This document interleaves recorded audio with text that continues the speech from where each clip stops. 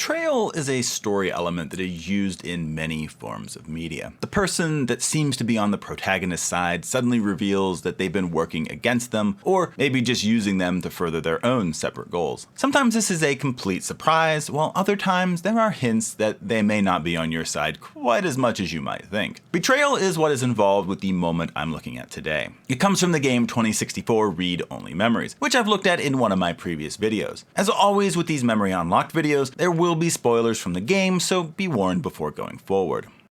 The moment I'm looking at today takes place near the end of the game. You are preparing for your infiltration of Parallax, a mega corporation getting ready to launch a large AI onto this world's version of the internet without solving the issues that the AI had in a smaller form. This could have some pretty devastating effects on your world, so you wind up gathering a small group of 4 people to infiltrate and stop the AI before it launches. It consists of your character, the sentient Rom Turing, policewoman and old friend Lexi, and Decker, an assistant to the previous CEO of Parallax who has offered to help you. To infiltrate, you have to travel through the sewers and you eventually find yourself in the server building you are aiming for. As you enter it, security drones start to attack and your group gets split up. You and Turing are sent ahead while Lexi and Decker stay behind to defend. However, as you progress further, you get this panicked call from Lexi that tells you that something isn't right. The call is all broken up though, and you can't quite understand what she's saying. The warning she attempted to give is about Decker, who soon enters your location and starts a game of cat and mouse with you. Now, the reason why this moment sticks in my memory isn't so much the betrayal itself. In fact, Dr. Fairlight and Decker's assistance throughout the game had always felt a bit suspicious to me. It just seemed like it was a bit too coincidental that all of a sudden you wind up meeting a previous CEO of Parallax when they're the ones behind what you're investigating in the first place. I didn't suspect them to be quite as bad as they were later revealed to be, but that they didn't have our best interest in mind wasn't surprising at all. What makes this moment so memorable is the intensity and tension during this betrayal. Decker isn't just a man who's coming after you and Turing, but a combat android. Everything about this experience just adds to the tension here. It starts with the environment itself. The area is creepy enough with some kind of floating steam or mist or some kind of thing in the air, and a weird mechanical structure that all looks similar. It is even worse when Decker reveals himself. His face is now damaged to show his mechanical inner workings, which looks like a skull poking out from underneath the skin of his face. This is unsettling as Decker still has his rather placid and friendly look most of the time. However, this doesn't match his voice, which takes on a creepy tone, and at particular times this maniacal side comes through in his facial expression as well. The way Decker is portrayed here is just super unsettling, but also super memorable. The music also adds a layer of danger and foreboding to the mix, so as you are forced to play this game of cat and mouse, the intensity is just rather high feeling. Trying to keep away from a killer android is interesting enough, but the way everything comes together to create this whole situation makes it an unforgettable event in the game. This is especially true as it is impossible, or at least I found it impossible, to keep away from Decker the whole time. He will come and appear right in your face as you have to quickly shoot him with the zapper that, conveniently enough, he wound up reducing the power of earlier on in the infiltration. It's enough for you to get away again, but not enough to do any kind of significant damage to him. I just really enjoyed how this part of the game was executed. I wasn't expecting to have to escape from a killer android who was supposedly on my team when infiltrating Parallax's facility, but I'm kind of glad I did, at least as much as you can be glad that you're chased by a killer android. And that's why I'm adding this moment to my Memory Unlocked series of videos. I know that this is an indie game and probably hasn't been played by that many people out there. If you have played it though, what did you think about this moment? Did it stick in your mind nearly as much, or did you not enjoy it? I'd love to discuss this with you in the comments below. That's all for this entry in Memory Unlocked though, so I'll see you in the next video.